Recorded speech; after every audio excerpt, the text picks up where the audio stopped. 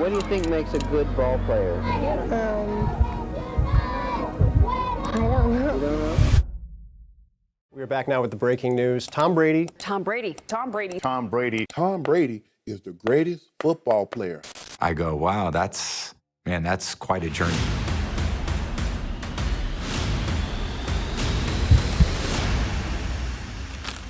Brady's back!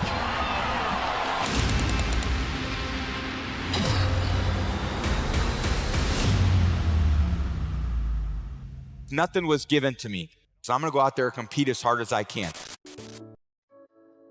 This is a young man who patiently waited for his chance to The play. NFL ran every test they could think of on this guy. 40-yard dash, arm strength, vertical jump, bench press, IQ test.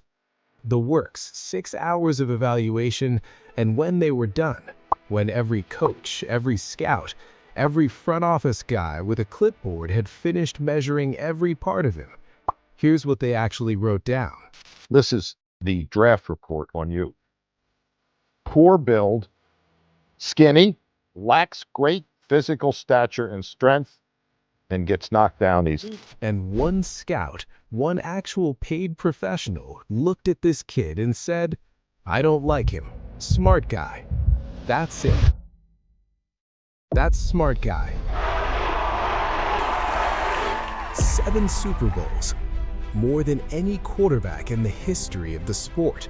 More than Montana, more than Bradshaw, more than literally anyone who has ever played the position.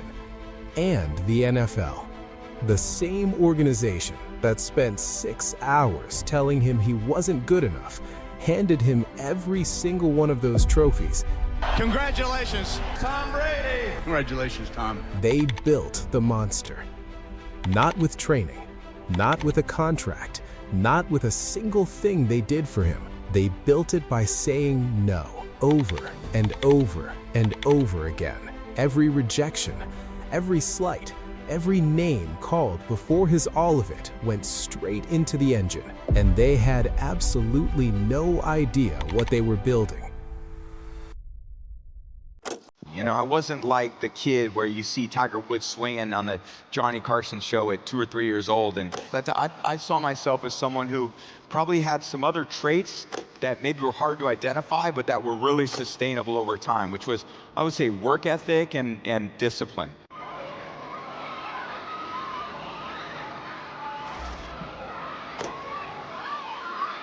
Most people know the Brady story at like surface level. They know he won a lot, they know he's kind of annoyingly handsome, they know the diet thing, but the actual story, the weird specific details of how this happened, most people don't know that. Tom Brady grew up in San Mateo, California, youngest of 4, only boy which. If you have older sisters, you already know what that environment does to a person's competitive instincts. His dad was the kind of sports parent who taped every game and then made everyone watch the tape afterwards, at dinner. I think that's kind of what every father would aspire to. He had 3 older sisters. All 3 of those girls are better athletes than I am. Before Michigan, before the draft, before any of it, somebody else wanted him first. Tom Brady was drafted by the Montreal Expos as a baseball player in 1995. A professional sports franchise looked at teenage Tom Brady and said, "We want him." He had a legitimate path to playing professional baseball before he ever threw a football in college. He had a body that was what we call projectable, because where he had room to get stronger, add weight. He chose football anyway. Number 12, Tom Brady. Which, honestly, psychotic. Respect. Hughes still has those handwritten notes on Brady. He's never seen it. So he goes to University of Michigan, one of the most prestigious football programs in the country. And he shows up and he's 7th on the depth chart. Yes, 7th. That's not backup. That's not even practice squad energy.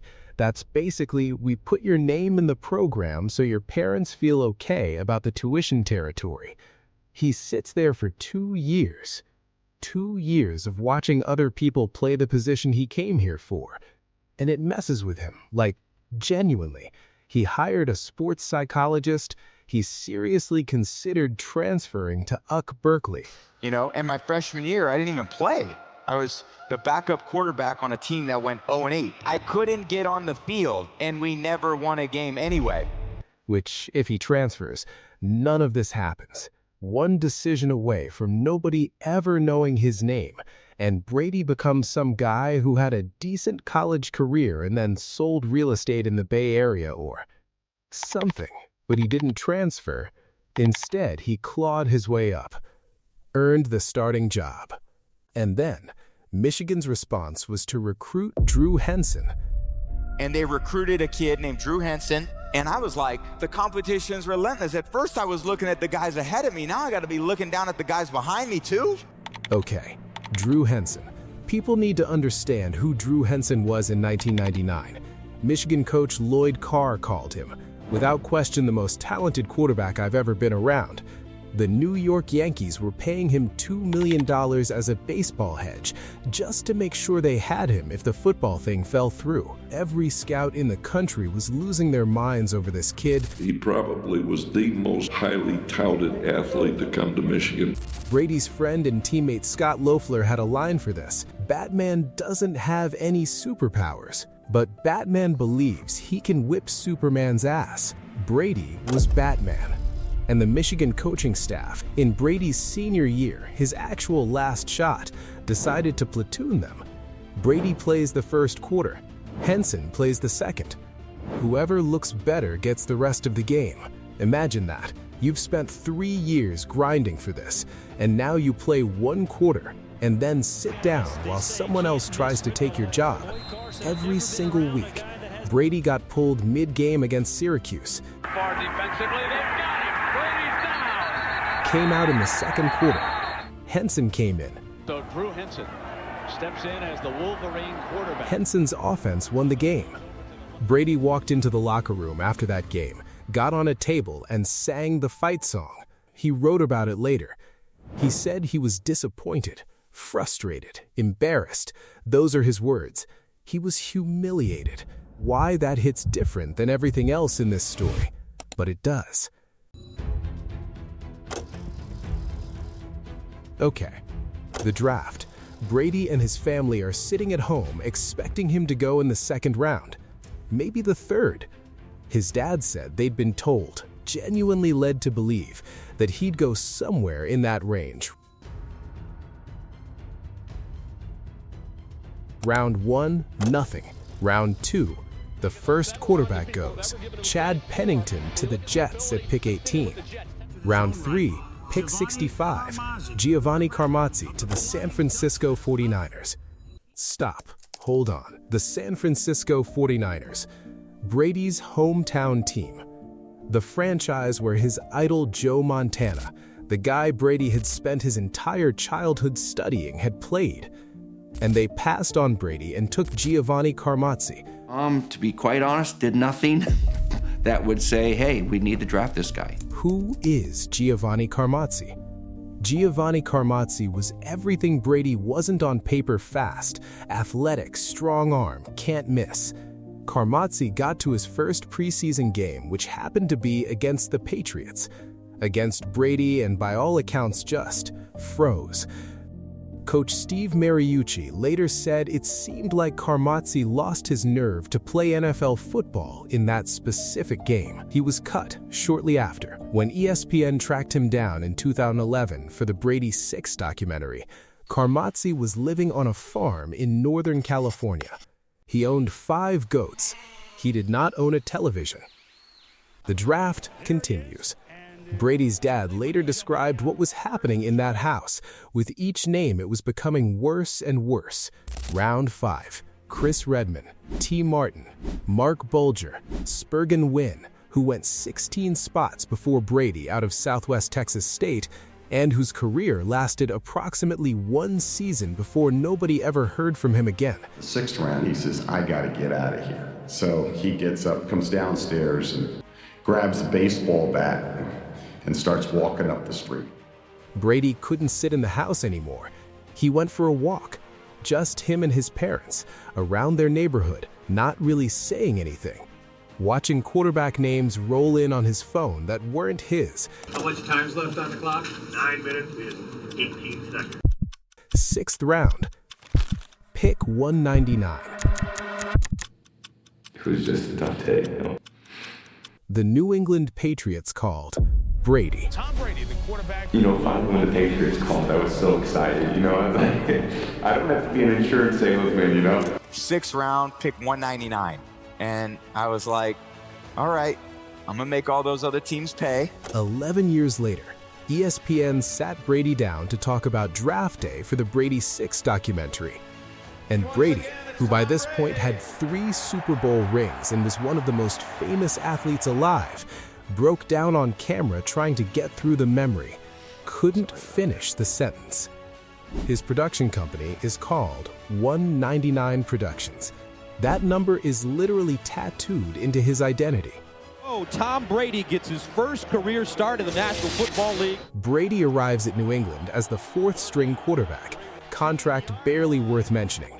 And on literally his first day, day 1, no leverage, nobody knows who he is. He spots owner Robert Kraft and walks up to him. Kraft tells this story in the Brady 6 documentary, and his face while he's telling it is perfect. Walked over to me and said, "Hi, Mr. Kraft, I want to introduce myself.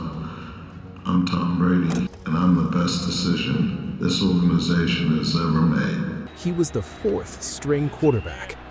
4th. And he walked up to the billionaire who owned the team and told him he was the best thing that ever happened to them.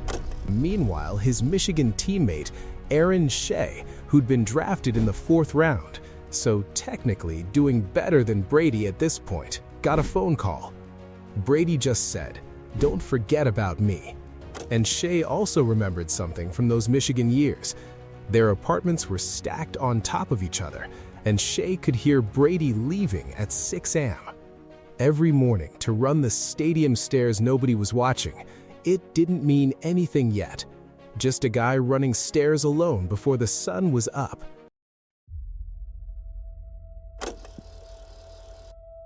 Every single one of those rejections didn't subtract from him. It added. Every no became a reason. Every closed door became ammunition. The NFL, Michigan, the scouts, the teams who passed, they thought they were filtering him out. They were actually loading him up. That is how you accidentally build a monster. You just keep saying no to someone who turns every no into fuel, for years. And Brady said, out loud, on camera, But you know what? Once I get my shot, I'm going to be ready. I'm going to really take advantage of that. Once I get my shot, not if, when. The shot came on September 23, 2001. Drew Bledsoe, the $103 million franchise quarterback, the man the Patriots had built everything around, takes a hit from Jets linebacker Mo Lewis. Internal bleeding. He goes down hard. He's done. So when I got to the hospital, when I was under, where they actually for a while were considering opening my chest up to try and find what was wrong. Brady goes in. Bledsoe is on the sideline. Tom Brady, the second-year quarterback from the University of Michigan. And here's the thing. He doesn't set the world on fire. He doesn't throw for 300 yards or make some miraculous play that changes everything. He just doesn't lose the game. Sometimes that's everything. Bill Belichick, a man who reportedly doesn't say goodbye when he cuts players. He just stops scheduling them. A man so emotionally controlled that his face during a Super Bowl celebration looks like someone reading a tax document. Belichick watches Brady play and decides, even when Bledsoe recovers, even with $103 million on the bench, Brady keeps the job. Belichick explained what he'd seen across all those Michigan games that nobody else had fully understood. We could really do about the whole Henson situation. We just had to evaluate what we saw, and we saw Tom time and again his senior year. That season, his first, Brady leads the Patriots to the Super Bowl. As 14-point underdogs, they win. Brady is 24 years old. Super Bowl MVP. Pick 199. The kid who couldn't get on the field at Michigan, who got benched mid-game and then sang the fight song, who grabbed a baseball bat and walked out of his house on draft day because the phone wouldn't ring, who called his old teammate and said, "Don't forget about me." Super Bowl MVP and Drew Henson Superman, the most talented quarterback Lloyd Carr had ever been around, the can't-miss athlete the Yankees paid $2 million just to keep as a hedge retired from the NFL as a third-string backup. Watching Brady win rings from somewhere else entirely. Batman won. Superman went home. The scouts said they evaluated 576 quarterbacks. Brady was last. Dead last. And 3 years after they wrote dead last down, he was the best player in the sport. The trophies are easy to count. What's harder to explain is the machinery behind them. Because Brady wasn't physically elite, we established that. The combine photo is evidence. He was smart and he prepared obsessively and he made good decisions quickly. That stuff is real. But there's also this other thing he was doing that doesn't get talked about enough. He was systematically manipulating the salary cap. Tom Brady, multiple times across his career, restructured his own contract to give the Patriots more money to spend on other players. He voluntarily took less money than he was worth so the team could afford better teammates around him. Fame didn't motivate me. I didn't give a about any of it. I always took less money because I wanted a good team around me. Think about that in the context of modern sports, where guys are holding out for max deals, where contract negotiations become public dramas, where players are maximizing every dollar because, look, they should. It's a short career with permanent physical consequences. Brady said no thanks. He wanted to win more than he wanted money. And in the NFL's salary cap structure, those two things are sometimes in direct conflict. So he chose, multiple times, less money, better team. That's either incredibly principled or kind of unsettling, depending on how you look at it. Maybe both. The preparation thing is also, I don't know. It's hard to fully explain how extreme it was. His teammates consistently said he was the hardest working person in every building he was ever in. Which, again, these are professional athletes. Everyone there works hard. Brady was somehow operating at a different level. He could identify defensive formations before the snap. Like before the ball was even snapped, he'd already processed what the defense was doing and adjusted. NFL Films documented this, the pre-snap reads, the split-second calculations. He was essentially predicting the future based on pattern recognition he'd built from thousands of hours of film study. And before I could even say, "Hey, Tom, here's what we're going to do," he'd say, "Yeah, you know what? This is just like the Detroit-Minnesota game we looked at last year. It's the same situation as that." Normal people watch Netflix on weekends. Brady apparently watched game tape and optimized everything. His diet, no sugar, no dairy, no gluten, no alcohol, no caffeine, no tomatoes, no strawberries, no mushrooms, is either the most disciplined thing a human being has ever done voluntarily or a cry for help. The avocado ice cream is real. He is extremely serious about it. Played in the NFL, wasn't a great athlete, but he was a great decision maker. He was a great processor. Sports nutritionists have been arguing about the science behind some of this for years. The nightshade stuff, especially theirs, not much peer-reviewed evidence for avoiding tomatoes specifically. But then again, Brady was throwing touchdowns at 44 with better accuracy than players half his age. Nobody's going to tell a 44-year-old Super Bowl MVP that his diet is wrong. Okay, 28-3. If you know, you know. Third quarter. Atlanta Falcons are winning 28-3. The Patriots' statistical win probability at that moment, not 30, not 3, 0.3%. TV viewers changed the channel. Vegas stopped accepting live bets. The commentators were already composing the what went wrong takes. Brady, on the sideline, is having a completely different internal monologue. He told a Georgetown commencement audience what it actually was, I said to myself, don't be a little bitch. Go out there and fight your ass off. Whether you win or lose, fight to the end. And he told Howard Stern, when we come back from this, this is going to be the defining moment in my career. At 28-3, he's already reframing it, already thinking about the story version of this moment. Not we might lose, but if we come back, this is everything. Most people on that sideline were thinking about damage control. Brady was thinking about legacy. What followed is still the most statistically improbable sequence of events in Super Bowl history. Julian Edelman's catch tipped off two different defenders, appeared to touch the ground. Somehow, Edelman grabbed it is the kind of thing that makes you question whether sports are scripted. They're not. But you know. That catch happened anyway. Final, 34-28.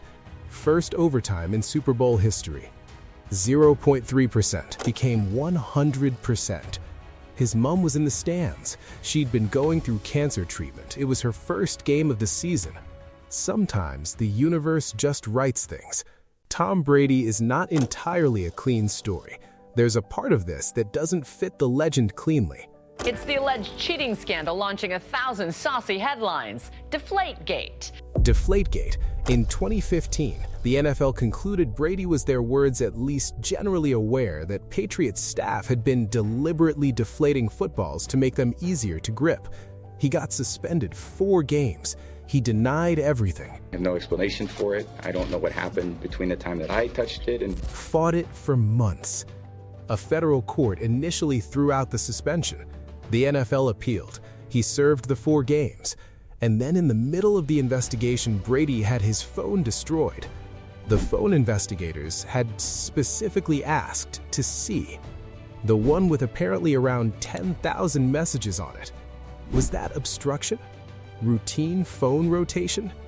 An incredibly suspicious coincidence?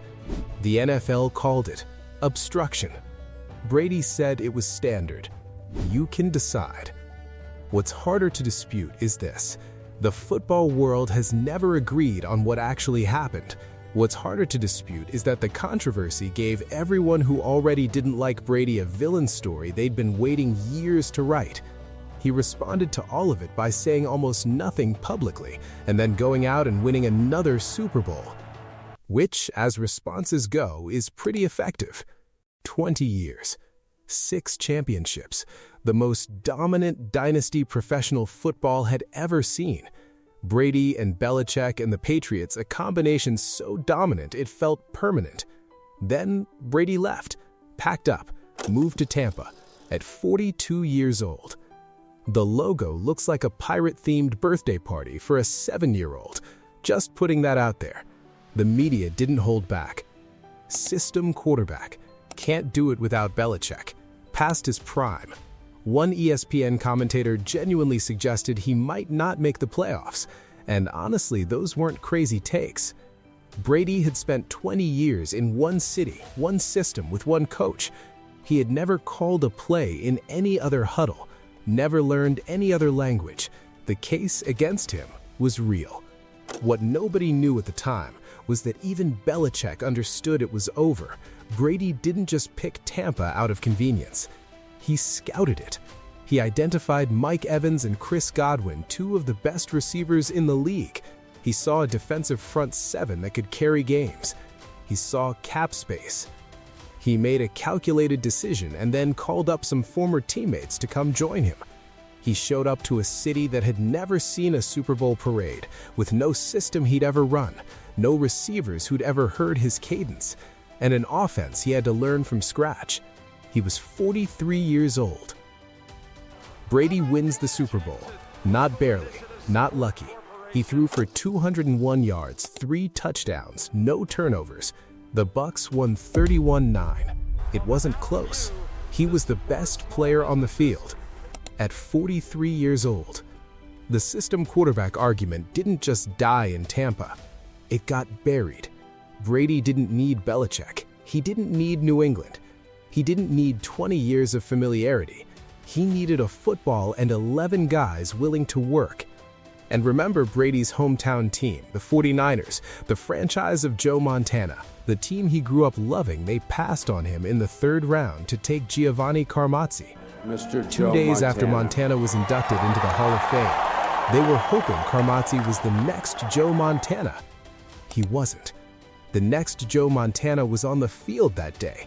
He just happened to play for the other team. Brady became exactly what his hometown team was looking for. They just couldn't see it. And at the victory parade, looser than anyone had ever seen him, clearly having the time of his life, Brady got hold of the Lombardi Trophy and threw it across open water from one boat to another. A teammate caught it. The trophy was fine. That throw, by the way, was more athletic than anything he did at the combine. 7 rings, 22 seasons, the most decorated career in the history of professional football. Right away. I'm retiring. For good. Done. He lasted 40 days. Brady unretired in March, and the world laughed a little and shrugged and said, yeah, that tracks. Nobody was surprised. This is a man who couldn't sit still at 43, let alone 44. But something had already broken. Not in football, in everything outside of it. Gisele Bündchen had been asking him to stop for years, persistently, over a long period of time. And in September 2022, she said something in an Elle interview that was quiet and devastating. I have definitely had those conversations with him over and over again. But ultimately, I feel that everybody has to make a decision that works for them. He needs to follow his joy too. I wouldn't have it any other way. I wouldn't have any other life. I wouldn't have done it if they say, can you change something in your life? I wouldn't change absolutely anything. That is not a supportive wife cheering from the stands. That is a woman who asked for the same thing so many times that she finally stopped asking, who reached the point where she let go not in anger, but in exhaustion. 1 month after that interview, Brady and Gisele announced their divorce after 13 years of marriage. Brady said something about it later, about his kids. It came out during the fallout from the Netflix roast, where his divorce had been turned into comedic material. Gisele said, you retire or we're done. You gotta do what the you gotta do. There are some things as a parent you up and you don't realize until after. Sit with that for a second. This is a man with 7 Super Bowl rings, and the thing that broke him wasn't a loss, it wasn't a sack. It wasn't getting cut or getting benched or getting ranked 576th out of 576 quarterbacks. It was the bill that came due for all of it. The 6 a.m. stares nobody watched, the film sessions that ran past midnight, the contracts he restructured so his teammates could be better. The 40 years of tunnel vision so complete and so total that by the time he really looked up, some of the most important things in his life had already changed without him. The pursuit was everything, and everything has a price. Things that were important to me then are still important to me now. My family is #1 on the list, and having them at the Super Bowl and looking out and seeing them, that's what really makes it fun for you, because other people, they share in my success and I share in their success. He meant every word of that. The problem is, the same obsession that put his family in those Super Bowl stands is the same obsession that eventually drove them apart. That's the part that doesn't fit on a trophy. In 2000, every measurement said no. Slow, weak arm, poor build, gets knocked down easily. In 32 years of evaluating quarterbacks, 576 of them, the scouts ranked Tom Brady dead last, and none of it mattered. Not one number, not one measurement, not one clipboard. Because they were measuring the wrong things. The 40-yard dash doesn't measure what a man does at 6 a.m. when nobody's watching. The vertical jump doesn't measure getting benched in front of 100,000 people and then getting on a table and singing louder than everyone else in the room. The arm strength test doesn't measure walking up to the owner of an NFL franchise on day 1 as a nobody, as a 4th stringer, with nothing, and looking him dead in the eye and saying, "I'm the best decision you've ever made." They couldn't test for any of that, so they wrote him off. Giovanni Carmazzi, taken 65th overall, Brady's hometown team, can't-miss athlete lives on a farm 2 hours north of San Francisco. 5 goats, no television. Drew Henson, without question the most talented quarterback Lloyd Carr had ever seen. The $2 million Yankees hedge, Superman retired as a third-string backup, and Tom Brady, skinny, slow, poor build, gets knocked down easily. Number 576 out of 576, played 22 seasons, won 7 Super Bowls, came back from 28-3, restructured his own contract so his teammates could be better, learned a brand new system at 43, and won another championship, threw the Lombardi Trophy across open water for fun, and named his production company after the number they gave him when they told him he wasn't good enough.